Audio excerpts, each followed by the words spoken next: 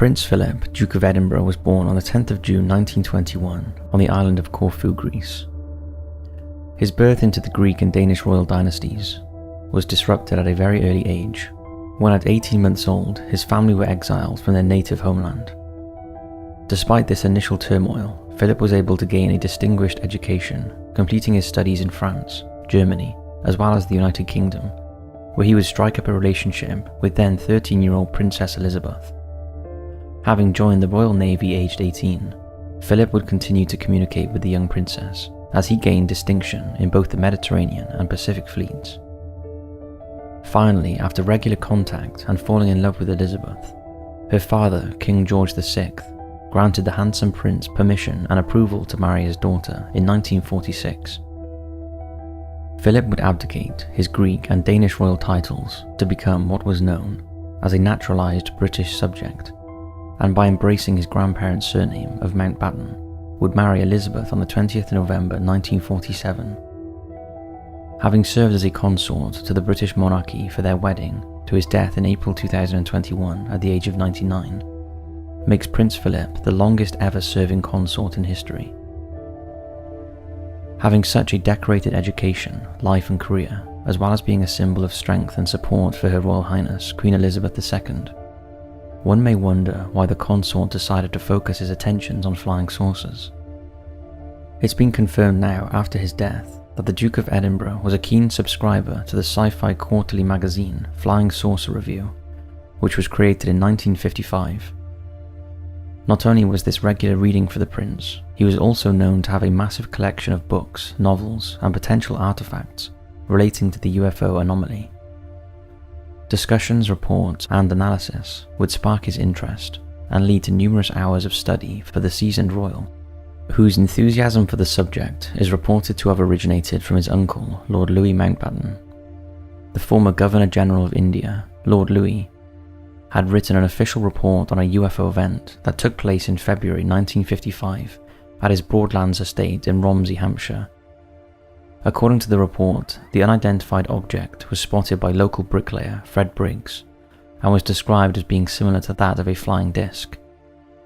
As the sighting took place during the winter months in the UK, the giant grey spectacle seemed to be hovering stationary over the snowy grounds of the Lord's estate and was very clear and identifiable as being not of this planet, according to Briggs.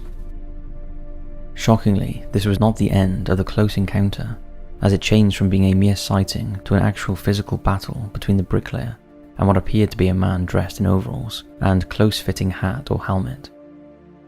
Despite the figure appearing unarmed, it slowly disembarked the centre of the vessel and remained still, on what was described as a small platform on the end of the saucer, before Briggs was knocked off his bicycle by an unseen force.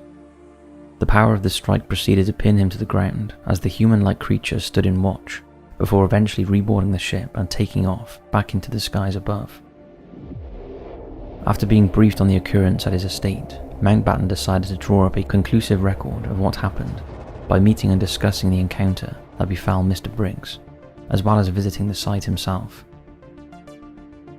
Although Briggs was still in a state of surprise and shock, his account was fully believed by the Lord, and the sense of the incident seemed to solidify his belief that a UFO had entered our atmosphere and attacked an innocent member of the public. His proclamation that what happened on the grounds of Romsey was alien in nature compelled Batten to write a letter to the Flying Saucer Review, to which he also subscribed. The uncharacteristic, not to mention bizarre letter spoke of the Martians and Jupiterians' ability to breathe and procreate here on Earth, and that the human race was under threat and must band together against such an extraterrestrial menace.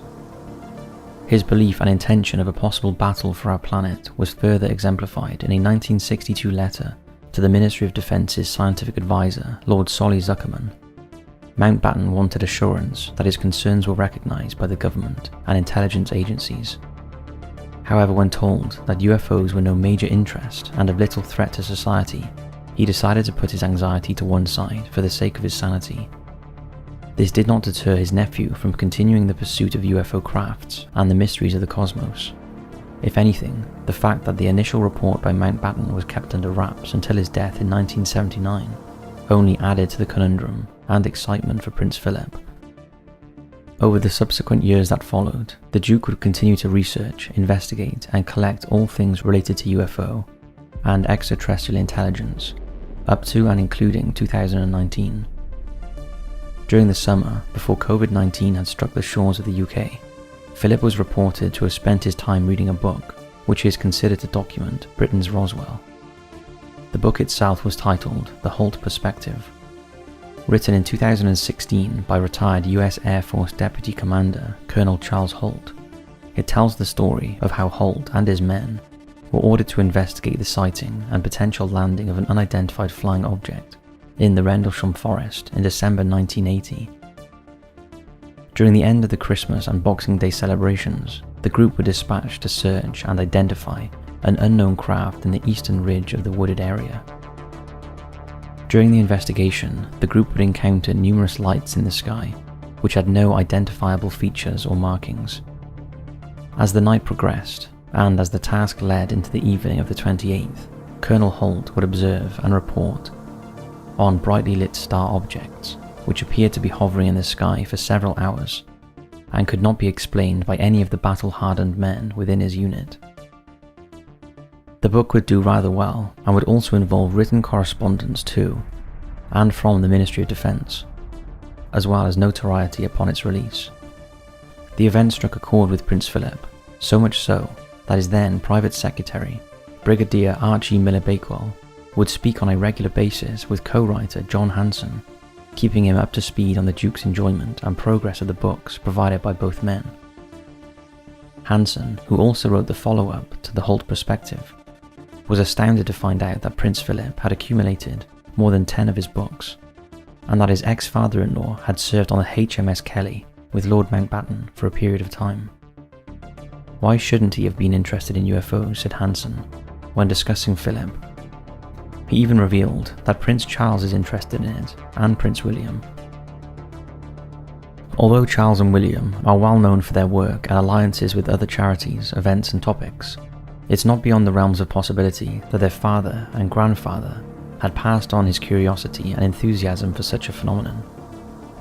Such curiosity can be attributed to former Royal Air Force pilot, reporter, and founding editor of Flying Saucer Review, Derek Dempster, and his discussions with Sir Peter Horsley. Also a senior air commander, Horsley, who had been station commander at North Weald Air Base, was also a query to Prince Philip and was given full permission and instruction to gather any and all evidence of UFOs within the various squadrons of the RAF. Before his death in 2001, at the age of 80, Horsley would write an autobiography titled Sounds from Another Room, where he wrote of his time in the Royal Air Force, his relationship with Prince Philip, as well as his own personal encounter with the supposed ET.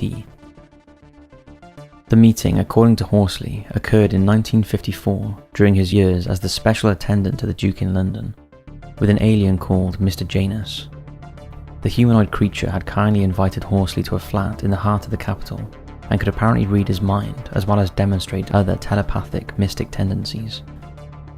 The purpose of the scheduled conversation was for Mr. Janus to gain permission to attend a meeting at Buckingham Palace in order to discuss alien and UFO intelligence with the Prince and other invited guests. A rendezvous that was seemingly put together by the Prince himself on a regular basis. Horsley admits that although Mr. Janus did not confirm his origin status, the impression and visual aura that he emitted was certainly unlike that of any normal human being. When discussing the encounter, Dempster and Horsley spent many hours piecing together the events, conversations and general characteristics of the man known to try and understand his motives for seeking an evening with the Prince. Horsley recalls pressing Janus for answers to reveal his own personal thoughts on the royal family, especially the Duke of Edinburgh. His detailed, complimentary response was that the Prince was a man of great vision, a person of world renown, and a leader in the realm of wildlife and the environment. He is a man who believes strongly in the proper relationship between man and nature, which will prove of great importance in future galactic harmony. The emphasis on environment, life on Earth, and leadership would certainly be of high importance to visitors of our planet, and certainly seemed of great interest to the foreigner.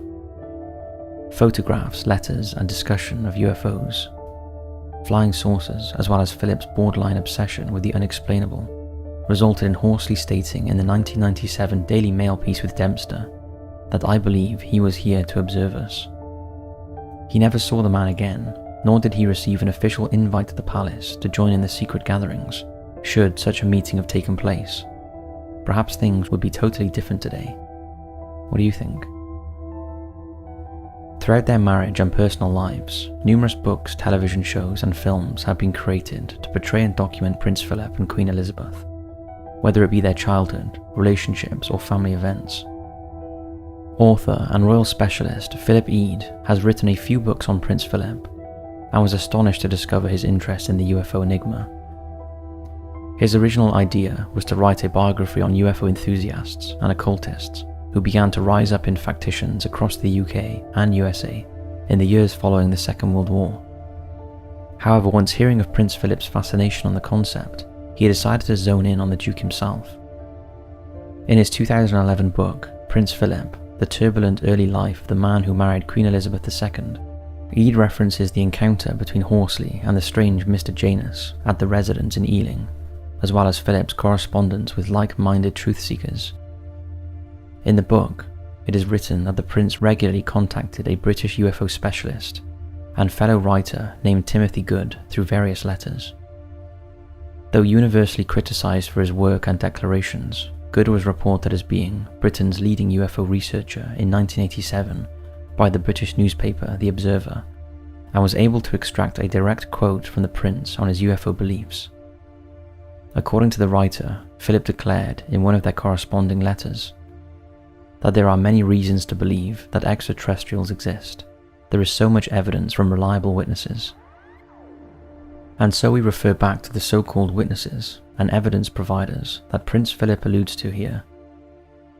There are many ufologists who have numerous written, video and government accounts suggesting that UFOs and aliens do indeed exist.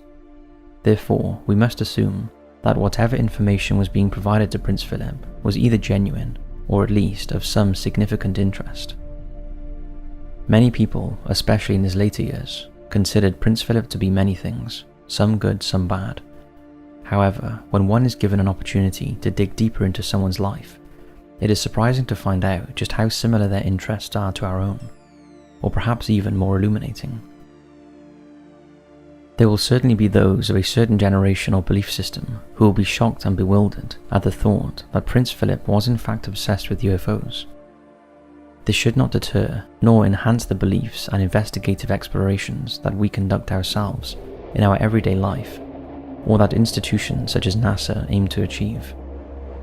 Though he did not encounter a UFO or close encounter with extraterrestrial entities himself that we know of, the fact that Prince Philip has shone the spotlight onto such a topic is testament to the debate itself. They may be surrounded and guarded every single day. However, this did not discourage a member of the British royal family from asking the life-changing question we have all been asking for years. Are we alone? We hope you enjoyed this episode of Destination Declassified. Thanks for watching. We look forward to seeing you next time. And as ever, keep searching.